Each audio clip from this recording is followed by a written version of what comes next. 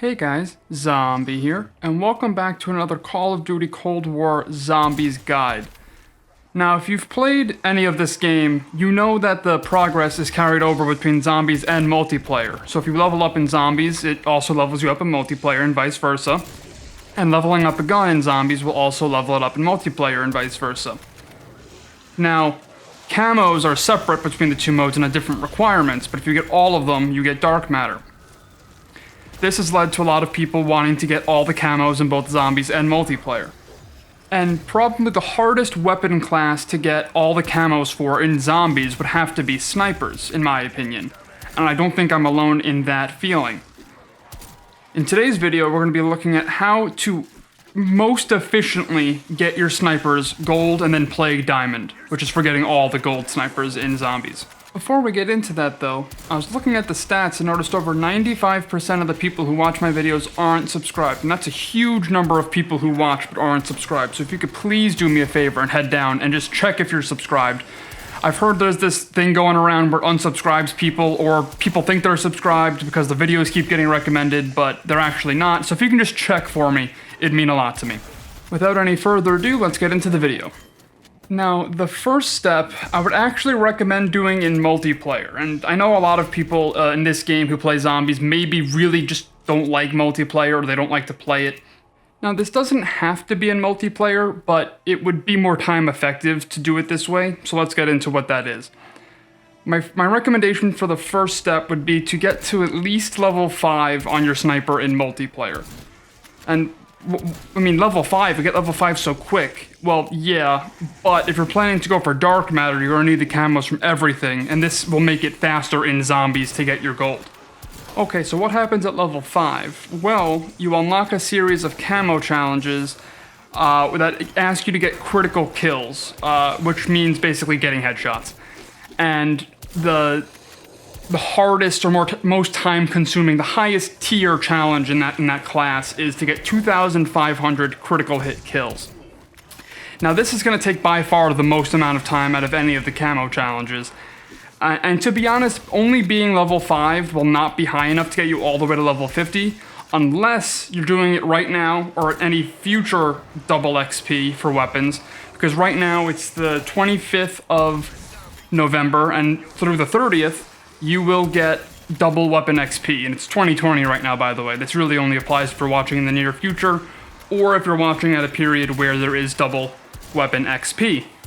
And that's because the double XP seems to level up. I'm not sure if it's a glitch or a bug or what's going on. It seems like guns are leveling up really fast. Like, it almost seems like it's quadruple or something. Like, the XP you're getting on the weapons in zombies seems like it's way more than double, but I'm not sure if I'm just crazy. I mean, I've heard other people say this too, or if maybe there's something wrong on the back end they'll fix. But honestly, right now, just getting it to level 5 and going for it will probably be enough to get you all the way to level 50. And if you don't have any golds yet, you might be wondering, what am I talking about level 50? Well, each of the camo challenges unlock at a different level. You start with the default one, which is get 2,500 kills. At level 5, you unlock the get 2,500 critical hit kills, or headshots. At level 10, you get the challenge for getting 2,500 kills while the gun's pack-a-punched. At level 20, you get the challenge for killing 15 elite enemies, which are the Megatons, but splitting the Megaton does not count as an elite elimination, but each Megaton blaster counts as an elite elimination.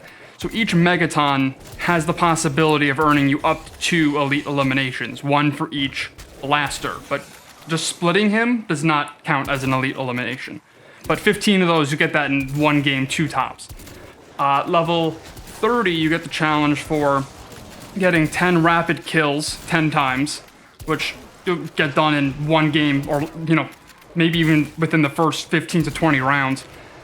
Level 40, you get the challenge for getting 3 or more critical kills rapidly, and you have to do that 25 times, which really isn't bad at all, especially, you know, with a sniper. You maybe get 1 or 2, or even maybe 3 critical kills with one shot. Again, that's really not going to be a problem at all. And at level 50, you get 20 kills or more without getting hit 10 times, which again, even if you restart the first 10 rounds and just do it with the default red weapon, you can do that real easy. The only one that's really gonna take far more time than the others, especially with snipers, is getting 2,500 headshots. And that's because shooting while you move with the sniper really messes with your aim. I've noticed, especially, I mean, it makes sense. So this is gonna be the hardest one. Also, you can't camp on top of knocked because of the slow fire rate of snipers, which is unfortunate because you get fast spawns, you can line up the headshot and just fire away. But you really wouldn't be able to defend yourself up there, so we have to come up with a different way. So my recommendation for doing this is to just train at spawn, which is also known as the yard, and you run your sniper. You want to get it triple packed eventually. You know, it doesn't have to be very quick. Something that you see in this gameplay that I would not recommend is do not put elemental effects on it and do not get elemental pop. And in my game, I was thinking, okay, if I get ice, I can slow them down, you know, because it's the scope in time is super slow no matter what sight you're using. Some attachments can speed it up, but really it's slow. It just is. It's slow ADS. And you know, if I can slow them down, hopefully I can just keep shooting more without having to stop and run away. So don't do that because it'll take away from your headshots. Let's say you get a brain rot pop and it just starts killing things, or you get, you know, something that just kills all the zombies. Not that it would kill everything, but it could lead to problems. You want to save every zombie for headshots, especially when you're on lower rounds, because once the rounds get higher, you really don't do as much damage anymore. Which leads to my next thing. You shouldn't be staying more than 30 rounds, exfil on 31. I might even argue exfil on 26, because the snipers really start to take a beating around, you know, around 25 to 30, even when you're triple packed. So just keep your game short, get it upgraded, get headshots, and then get out, because the rounds will start to get exponentially slower as you go on when the zombies get closer and closer to maximum health. So another thing you might be noticing in the gameplay that looks very weird is when I'm shooting, I'm staying ADS and I'm actually walking ADS. And you know, a lot of times I'll actually be walking backwards. And that, you know, at first glance looks very strange. Like, I've never seen anyone doing this, which is why I wanted to make a video on it. And that's because when you have stamina fully upgraded with your ether crystals, which you can level up outside the game, you get ether crystals throughout the game for round milestones, exfils, etc. And there's an upgrade, I'll put it on screen right now. One of the upgrades is faster backpedal speed, which is basically when you're moving backwards. And another one is faster ADS movement.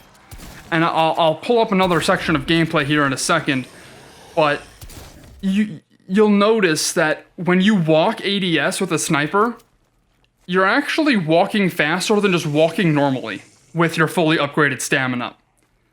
And if you walk backwards, you walk even faster again. So what I did was I basically just kept moving ADS unless I needed to, you know, not be ADS so I could run to re-horde. You know, if a zombie blindsides you, you want to be able to, you know, get them into the horde and not take a down or take a bunch of hits or have your armor break, etc. So you can obviously not ADS if you want to move or run or, you know, whatever. But for the most part, believe it or not, you're going to want to stay ADS and walk backwards. Which is I can't even believe I'm saying it. And something I'll suggest, if you're not super familiar with the map, maybe don't do this. But a way you can help yourself, even if you're not, you know, very aware of the surroundings here in the yard, you can look at your mini-map when you walk backwards, and you can avoid some obstacles. But do know there are a couple of trees that are not marked on the mini-map, so you'll want to definitely be aware of where they are, and you also definitely want a way out. So I run in this gameplay, I run Ring of Fire, which is for megatons, so when a megaton spawns, I'll pop Ring of Fire, switch to my die shockwave, which I do recommend you have a die shockwave in the back. I think that's really important. You can get one free every game. I have a video on it on my channel. I'll put it in the info card and the description.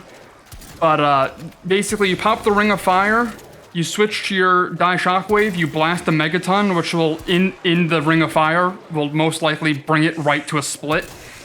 And I'll pull up another clip here of me If you headshot the blasters, you do like the critical damage for snipers is really high. Like usually you'll get it 1 shot, 2 shot, or 3 shot to the head of a megaton blaster, and you'll just be dead. It does so much damage to them. So I definitely recommend aiming for the head on that, and that'll also help you with your critical eliminations for the other camo challenge. Another general tip, of course, you want to be aiming towards the head, aim towards the top. It's okay if you don't hit the zombie in the front, you just want to hit something, and you want to hit it in the head if possible. Another thing I'd really recommend for really any strat that involves training in the yard is stims, just in case you get blindsided, something, your train gets disoriented and you start getting hit. You want to be sure you're able to not go down, because that's not ideal. As well as running tomahawks, because if you get stuck, a tomahawk will one-hit any normal zombie or plague hound instantly. It kills, on any round, it'll kill a regular zombie or a plague hound in 1 tomahawk. So if you get stuck on a zombie and there's only one in front of you that's making you stuck, you throw a tomahawk, you keep going. If that's not your thing, and you need more backup, you can run Ether Shroud and use that to try to kill the megatons as well. I just prefer Ring of Fire. For pretty much every other weapon class that I've done so far, I just do the top of Noct, which Ring of Fire is great. You realize how powerful it is. But Ether Shroud should be fine as long as you're able to kill the megaton. So if you can use your Ether Shroud and then headshot the megaton to get it split by the time your Ether Shroud ends, that would probably be the best case scenario. You probably can. I haven't done it myself, so I can't say for sure if it gets like really hard towards the later rounds. Like by later, I mean like 25 to 30. Because like I said, snipers really aren't meant for high rounds. Other weapons, you can keep it to round forever really and have it be fine, but snipers not so much. So as long as that would work, the Ether Shroud should be fine, and it also would give you an extra chance if you get cornered to not die. Now, after all that's a lot of tips, and it was kind of discombobulated. I wanted to get this out as soon as I could, just so I could get it out in time for as many people to see it as possible while the double XP was still going on. But if you're not in a double weapon XP period, and it's just normal weapon XP, this probably won't be enough to get you to level 50. You might need to do more in multiplayer or just do more zombies with snipers, but I don't think anyone really wants to use snipers and zombies. Maybe that's a me thing, but I think that's probably a pretty general feeling, because they're not very good. So either grind up a little bit more multiplayer with your sniper, or maybe wait for another weapon double XP, depending on when you're watching this. There may or may not be one coming up, or, I don't know what the future is going to hold, but using your own judgment, maybe you want to wait until a double XP, a double weapon XP period to do this. Up to you. Anyway, your boy is exhausted and still has to edit this and upload this, so that's gonna be it for me for now. Thank you for watching. I hope to see you in another video, and until then, see you soon.